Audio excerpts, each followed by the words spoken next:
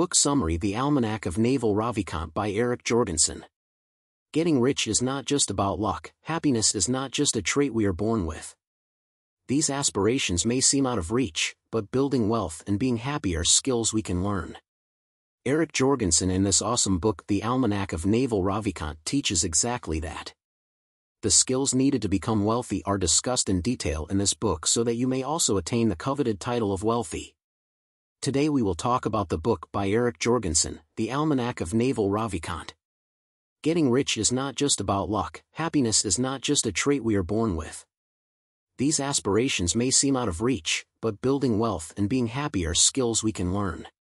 So what are these skills, and how do we know them? What are the principles that should guide our efforts? What does progress look like? Naval Ravikant is an entrepreneur, philosopher, and investor who has captivated the world with his principles for building wealth and creating long-term happiness.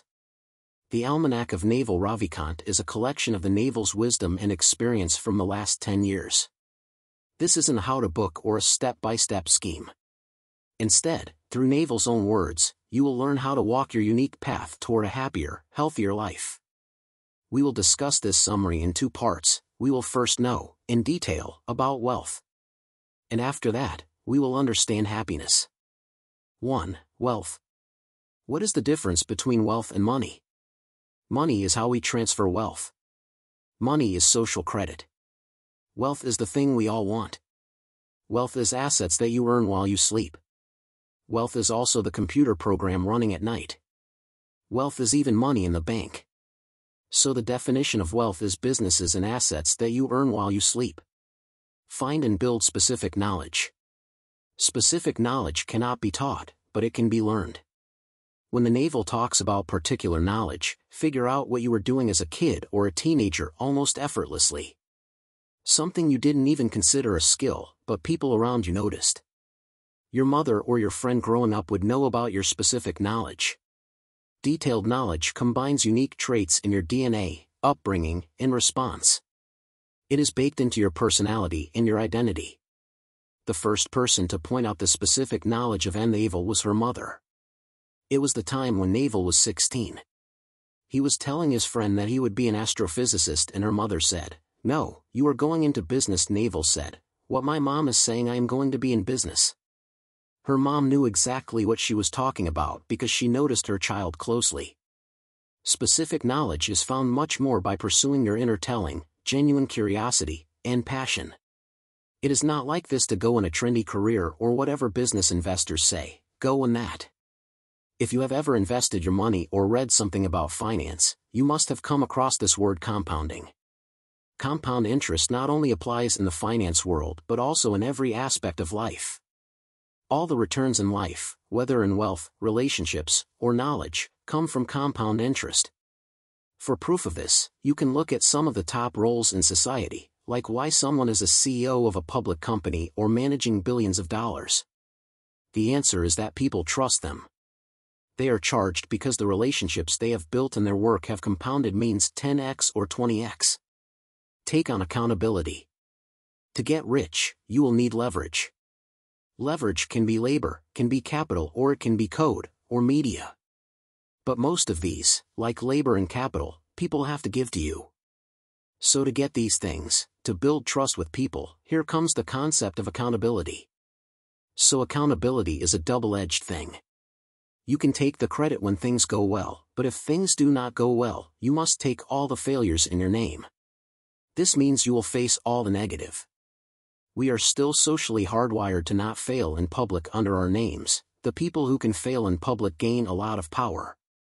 People should take a lot more accountability than they do because, in modern society, the downside risk is not that large. Even personal bankruptcy gets clean in good ecosystems.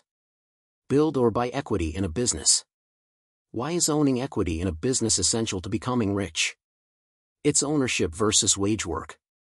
If you are paid for renting out your time, even if you are a lawyer and doctor, you will make some money, but you will need more money to make the money that gives you financial freedom. You will not have passive income, and you will be unable to earn while sleeping. Without ownership, your inputs are very closely tied to your outputs. In almost any salary job, even with a lot of salaries, like a lawyer or a doctor, you are still putting in the hours and every hour you get paid. If you look at even doctors who get rich, I mean rich because they open a business. They have started a private practice. Or they build some medical device or intellectual property. Find a position of leverage. We live in an age of infinite power, and if you follow your genuine curiosity, you can earn a lot of money. Following your natural intellectual curiosity is a better foundation for a career than following whatever is making money. You want to know how to do something other people need to learn at a time when those skills are in demand. Think about what product or service society wants but still needs to learn how to get, just like Steve Jobs saw that people need smartphones but don't know how to make them. You continue developing your skill and wait for the moment when something new emerges in the world, the skills they need, you must have it. You build your brand on Twitter, YouTube, and Instagram. When it's time to move on, the opportunity you can do so with leverage, the maximum leverage possible. There are 3 broad classes of leverage. The first form of leverage is labor, other humans working for you. It's the oldest form of leverage and could be better in the modern world. However, managing other people is incredibly messy, it requires tremendous leadership skills. The second leverage, money, is suitable as a form of leverage. It means every time you make a decision, you multiply it with cash. Therefore, managing money is more straightforward than managing people. And the final form of leverage is the most democratic form. It is products with no marginal cost of replication. This includes books, media, movies, and code. A developer made an app, and now it's running forever. A YouTuber made a video, and now millions of people are watching it. Learn to sell, learn to build. If you can do both, you will be unstoppable. These are 2 extensive categories. One is making the product. This is hard, and it's multivariate. It can include design, it can include development, it can consist of manufacturing. In every industry, there is a different definition of the builder. In the tech industry, it's the CTO, it's the programmer. In the laundry business, it could be the person who is building the laundry service. The other category is sales. Selling is a necessary term. Selling doesn't necessarily mean just selling to individual customers, but it can be marketing and communication. It's like a big umbrella. There are 2 fundamental games in life that people play. One is the money game. People play money games because money will not solve all of their problems, but it will solve all of your money problems. But at the same time, many of them, deep down, believe they cannot make money. They don't want any wealth creation to happen. So they attack the whole enterprise by saying, well, making money is evil. You shouldn't do it. But they are playing the other game, which is the status game. Status is a zero-sum game, which means no one will benefit from it. It's an ancient game we have been playing since the times of the forests. Who is number 1? Who is number 2? Who is number 3? And for number 3 to move to number 2 has to move out of the slot. So status is a zero-sum game. The problem is to win at a status game, you have to put somebody else down. Find work that feels like play. We lived like hunters, and there we all worked for ourselves. Only at the beginning of agriculture did we start moving toward the status game. The Industrial Revolution and factories made us extremely hierarchical because one individual couldn't necessarily run their factory. But now, because of the internet, we are returning to an age where more and more people can work for themselves. Your love for money. Money is not the root of all evil, there is nothing evil. But the lust for money could be better. The desire for money is okay in a social sense. However, it could be better for you. Lusting for money is terrible because this is a never-ending love. It will always occupy your mind. If you love money and you make it, there is never enough. There is always more because the desire is turned on and doesn't turn off at some number. As you make money, you want even more and become fearful that you don't lose that money. The best way to stay away from this constant love of money is not to upgrade your lifestyle as you make money. 2. Happiness. We are constantly trapped in thinking, I need this or I need that. Happiness is a state in which nothing is missing. This means you have all the things which you want. When nothing is missing from you, then your mind shuts down and stops making regrets about the past, and stops making a plan for the future. People mistakenly believe happiness is just about positive thoughts and positive actions. But this is not the case. Happiness is not about positive thoughts. It is not about negative thoughts. It's about the absence of desires, especially the lack of passion for external things. Happiness requires presence. At any given time, when you are walking down the streets, a tiny percentage of your brain is focused on the present. The rest is planning the future or regretting the past. This keeps you from having an authentic experience. It keeps you from seeing the beauty in everything and being grateful for where you are. You can destroy your happiness if you spend all your time living in delusions of the future. Today we bought a new car.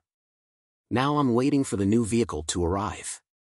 Currently, every night, we will be reading about that car at every place. Why are we doing all this? Because it's a silly car. It's not going to change my life much at all. We know the instant the vehicle arrives, we won't care about it anymore.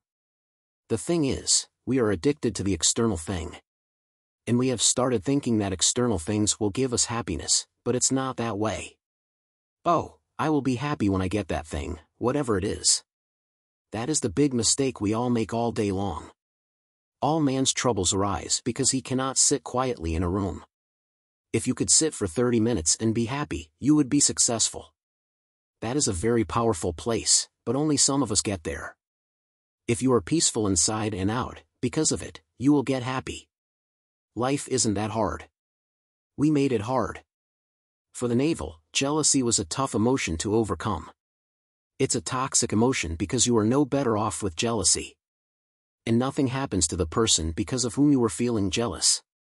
He is still successful and good-looking. 3. Habit. Happiness is a skill, just like nutrition is a skill, dieting is a skill, working out is a skill, making money is a skill, and having good relationships is a skill. These are not things you are born with. So how does someone build the skill of happiness? You can build good habits, which can help you provide happiness. Not eating sugar can stabilize your mood. Not drinking alcohol can put your spirit more stable. And yes, playing video games will make you happier in the short run, but it is ruining your happiness in the long run. The main thing is that you have to change your thoughtless bad habits with good ones. You are a combination of your habits and the people you spend the most time with. Naval says that he has a friend who is a Persian guy named Bezhad. He loves life a lot and does not talk to anybody who is unhappy. If you ask Bezhad what's his secret, he will look up and say, "Stop asking why and start saying wow." The world is such a fantastic place. We, humans, take everything for granted.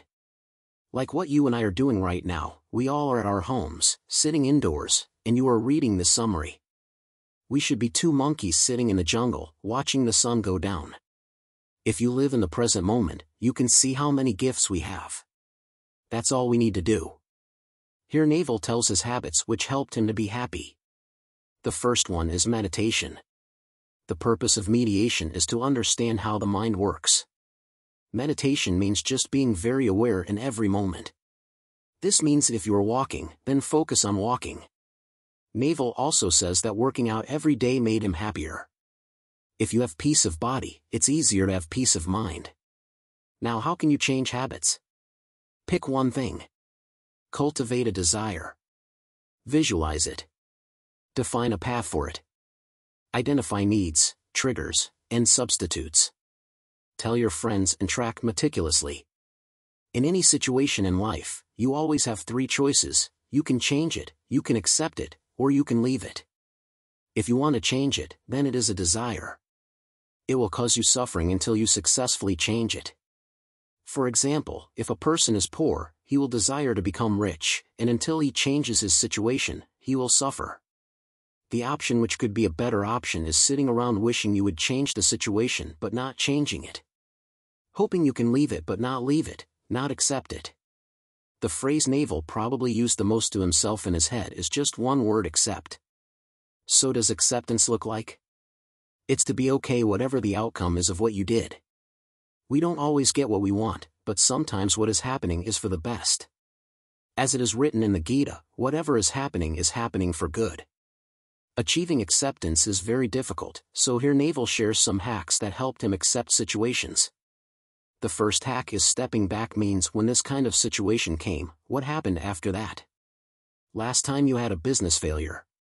Last time you had a health issue. What happened? You can see the growth and improvement that came from that situation. He also shares another hack. Whenever a lousy situation comes to him, he asks his mind what the positive of this situation is. There's almost always something positive in every case. Even if you can't come up with something positive, you can say, well, the universe will teach me something new. I have to listen to it quietly. Why is meditation so powerful? Your breath is one of the few places where your automatic nervous system meets your voluntary nervous system. It's involuntary, but you can also control it. Meditation is intermittent fasting for the mind. Too much sugar leads to a heavy body, and too many distractions lead to a sober mind. When we spend time in an undistracted mind, then this takes us from being mentally fat to fit. Here Naval gives a life hack: when in bed, meditate. Either you will have a deep meditation or fall asleep. The benefit is from both of the ways. I don't believe in specific goals. Scott Adams said, set up systems, not goals. Use your judgment to determine what environments you can thrive in, and then create an environment around you so you are statistically likely to succeed. Naval says he will not be the most successful person on the planet, nor does he want to be. He wants to be the most successful version of himself. He wants to live so that if his life played out 1,000 times, he would be successful 999 times. He's not a billionaire, but he does pretty well each time. He didn't get success in every aspect of life, but he set up systems, so he's failed in very few places. When Naval was younger, he valued freedom. Freedom was one of his core values, and it still is. It's probably one of his top 3 values, but it's now a different definition of freedom. His old definition was freedom to do anything he wants. Freedom to do whatever he feels like, whenever he feels like. Now the freedom he is looking for is internal. It's freedom from the reaction. Freedom from being angry. Freedom from being sad. He is looking for freedom from, whereas before, he was looking for freedom to. 4. Freedom from expectations. If you hurt others because they expect of you, that's their problem. If they have an agreement with you, then it's your problem. But, what they expect of you, that's entirely their problem. It has nothing to do with you. They are going to have lots of expectations of life. The sooner you can dash their expectations, the better. Value your time. It is all you have. It is more important than your money. It's more important than your friends. It is more important than anything. Your time is all you have. Do not waste your time. This doesn't mean you can't relax. If you do what you want, it is not a waste of your time. But if you are not spending time doing what you want, and you are not earning and learning, then what the heck are you doing? Don't spend your time making other people happy. Freedom from anger. What is anger? Anger is a loss of control over the situation. Anger is a contract you make with yourself to be in physical and mental pain until reality changes. Freedom from uncontrolled thinking. A big habit Naval is working on is trying to turn off his monkey mind. When we are children, we are in blank states. We live very much in the present. We live in what the Naval would call the real world. Puberty is the onset of desires. You start thinking a lot, building an identity and also an ego. If you walk down the street and there are 1,000 people, all 1,000 are talking to themselves at any given point. They are constantly judging everything they see. They are living in fantasy worlds of what's going to happen tomorrow. That can be good when you do long-range planning. It can be good when you solve problems. Naval thinks it's not good for your happiness. To Naval, the mind should be a servant and a tool, not a master. His monkey mind should not control and drive him 24/7. The meaning of life. It's the big question: what is the meaning and purpose of life? Because it's a big question, so Naval gave 2 answers. Answer 1, it's personal. You have to find your meaning. Any piece of wisdom anybody else gives you, whether it's Buddha or naval, will sound like nonsense. That's why you must find it yourself, so the answer is not necessary, the question is important. You have to sit there and dig with a question. When you find a solution you are happy with, it will be related to your life. Answer 2, there is no meaning to life. There is no purpose to life. Osho said, it's like riding on water or building houses of sand. Anything you will do will disappear, just like the human race will fade, and the planet will disappear. Even the group that colonizes Mars will disappear. No one will remember your past to set several generations, whether you are an artist, a poet, or anyone else. There is no meaning. The Almanack of Naval Ravikant Book Review. The Almanack of Naval Ravikant, curated by Eric Jorgensen, is an insightful and thought-provoking collection of wisdom from Naval Ravikant, the influential entrepreneur, investor, and philosopher.